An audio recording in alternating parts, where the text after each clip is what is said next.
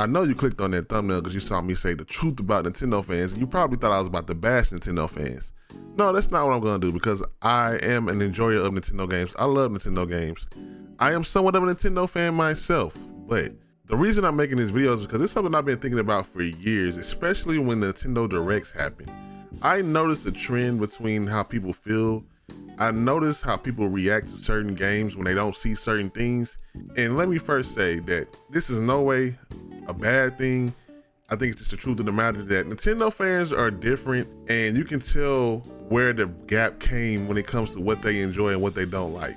A lot of Nintendo fans love a lot of things. They love seeing new things. They love seeing the crazy and creative ideas. And then there's those Nintendo fans who are disappointed when they see the rest because they don't see their favorite franchise come back or things like that. And I think there's a perfect reason why in my head that I've noticed through conversations, through interactions, through talking about games. And I want to talk about that today real quick. I shouldn't take that long in this video, but it's pretty much a freestyle of me just kind of giving my thoughts. And I want to get y'all opinion on this and how you feel and where do you fall in this. What kind of Nintendo fan are you? Let's talk about it. More and more after Directs, I see a lot of mixed reactions, mostly because a lot of people are either very happy with what they saw, surprised, or disappointed because they didn't see their favorite franchise come back. And it had me wondering, what do Nintendo fans like? We know that Nintendo has a lot of things wrong with it, but also Nintendo does a lot of things right as well. Sometimes it feels like 2 steps forward, 3 steps back. But at the end of the day, in my opinion, Nintendo is one of the most consistent companies when it comes to their first party games, their video game outputs, and providing fun video games that are just pretty much games. Some may see Nintendo as being still behind the times, and we see that with things like the internet and their practices on online gaming, chat and things like that. But at the end of the day, they are, in my opinion, with indie games and other publishers, they are one of the few companies that still cherish making video games that are fun and creative. But what is the reason that some people really like these announcements and like certain games and other people are vastly disappointed? And in my opinion, I think there's 2 factors to this. They're either very nostalgia-based Nintendo fans, or they're fans that kept going with Nintendo as Nintendo grew into different platforms and journeys. What I often see a lot of times is that a lot of people missed out on a certain era of Nintendo. So let's talk about the nostalgia fans, the fans that like Nintendo on surface level, that love the big names and things like that. I think, and again, this is not a bad thing. That's how video games and things are. You like what you like, and nostalgia plays a big part in gaming, especially the older you get. So there are people in Nintendo that love things like Pokemon, Legend of Zelda, Mario, Star Fox, Donkey Kong, those things, because those are the games that they grew up with. Oftentimes you hear things like Nintendo never brings their old franchises back that we love and that we like. They never bring back the games that we care about. They do a bad job at that. And honestly, that's the furthest thing from the truth that you can ever hear. Nintendo probably is the best company that brings back their old games, but the thing is, they're not bringing the old games back that you want. And that's the difference. They are bringing back niche franchises. They're probably one of the only companies that still make these niche games, regardless of if it's gonna sell well or not. And that brings me back to my point of this type of Nintendo fan. A lot of Nintendo fans, I've noticed through conversations, are the ones that loved it growing up, but also stopped when PlayStation and Dreamcast, Xbox and things came out. A lot of fans grew up with the Donkey Kongs, the Mario 64s, Legend of Zelda, Ocarina of Times. But when I talk about games that came out on the GameCube perhaps, or Nintendo DS, Game Boy Advance, you still had a couple of people, but a lot of people as they grew up, there was that stigmatism that now it's time to get that adult system, it's time to get that PlayStation 2, it's time to get that Xbox, it's time to transition to online gaming, Xbox multiplayer, Madden, sports games like that. A lot of people missed out on the era of Nintendo when they were very creative in doing things in the handheld market, as well as the Wii and the Wii U. Wii U not as much, but as well as the Wii, GameCube, a lot of creative ideas a lot of people love, a lot of old school Nintendo fans missed out on or don't know about. Prime example is when Tamagotchi Life was announced. A lot of people were excited, but just as many people were confused and like, what is this? What is this game? This is not what we were looking for. And that was a game that was at a time where a lot of older Nintendo fans maybe didn't transition and get 3DSs or DSs. They were already playing PSPs and Vitas and PS3s. They transitioned away from the handheld company. You would have missed out on that gem. And that's what I do like about Nintendo right now, is that there were a lot of creative ideas and games and IPs coming back right now from that era of gaming that a lot of people missed out on. Why did they miss out? Because a lot of Nintendo fans are Nintendo nostalgia fans, which is not a problem, which isn't a bad thing, because Pokemon, Legend of Zelda, Mario, those games that we remember are still good franchises even today. Albeit we know that Pokemon and Game Freak need to get on their job when it comes to improving things, but they are long-running franchises that people remember. So it actually makes sense when you see people disappointed at seeing older games come back that they wasn't familiar with because they didn't get a chance to play them like a lot of other Nintendo fans.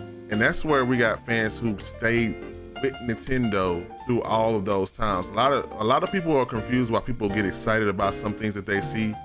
They think is mid, but the other people think it's pretty good. It's because a lot of people got to experience Nintendo in their creative phase, in their, hey, we're just gonna throw this at the wall and do it.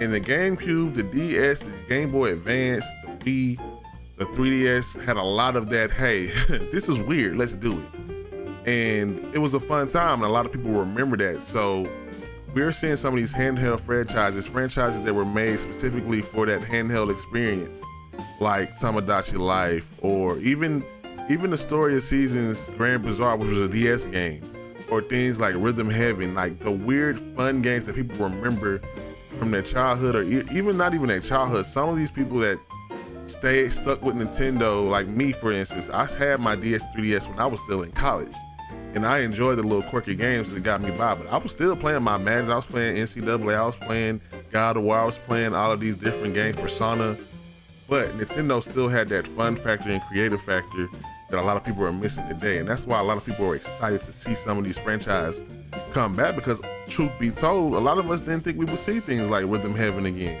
or games that really relied on the touch screen of the 3DS or the functionality of the social things. And that's where that disconnect comes from. So again, there are different Nintendo fans, and there's nothing wrong with that. There are Nintendo fans that love their OG franchises, the big names, things that are popular, Splatoon, Animal Crossing. Animal Crossing, just be honest for real, if it wasn't for 2020, Animal Crossing was still pretty popular on the DS. But being a Twitch streamer, I saw firsthand how many people did not know about Animal Crossing. Even though it already sold 15 million in its last game, we saw that Animal Crossing got very popular because people was putting it on. We didn't have anything to do. And that was a game that arose in that creative space, that creative era of Nintendo, GameCube, DS, all of that. And we saw it was a hit. But beforehand, I remember the conversation of people saying, what is Animal Crossing? What is this? And now people love it. And that's the thing. I think in order for people to be more excited about it, even not be excited, but the understanding that we have to be more open with the things that we like. I had this conversation with some friends like Hi Jules. If we talk about these things more, talk about these games more in that era that a lot of people missed out on, maybe people won't be saying things are mid or before they try to blah, blah, blah. Honestly, I think it's cool being a Nintendo fan that regardless of what you like, there are people that like the old school things again. The Legend of Zelda, the Marios, the Pokemons, the things that they're familiar with. That's a Nintendo that grew up and loved it. And there's people that stuck with it and love these weird things like Tamagotchi Life and all these handheld games. That weird era Nintendo really helped keep that identity of them just making games for fun. And I think we're seeing a return to that. But again, we gotta be more open to these older games that we might not know about. If you're a Nintendo fan who skipped the Game Boy Advance, the Nintendo DS, the 3DS, the GameCube, the Wii. I know a lot of people that went from Nintendo 64 to Switch. I know a lot of people whose last Pokemon was Gold and Silver and they jumped back on at Sword and Shield. So it's not far-fetched that a lot of people miss out on things, and that's not a bad thing. There's many circumstances to why that happened. People might have changed companies that they like. They probably grew out of it at the time and didn't think it was gonna be worth it. Or money issues, because that's still a thing. Games cost. But I think if we have more cool, positive conversations about the games, I think that's the beauty of gaming. And I'm glad to see these older games coming back because we get to share them with people that may not know what they are. And maybe we'll have more positive conversations along the way. But at the end of the day, you play what you want, you play what you like. Me personally, I always want people to go explore things, talk to folks about games. You might learn something new. You might find something you're interested in. But that's all for me. Let me know in the comment section how you feel about this subject. How do you feel about Nintendo fans as far as the older franchises, the new franchises? Did you skip out?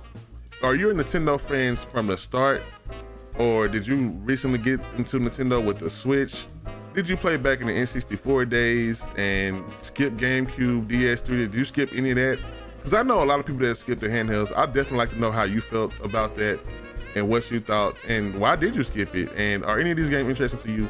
Let me know in the comment section. That's all for me today. Just wanted to talk about that. Y'all have a good one and bye-bye.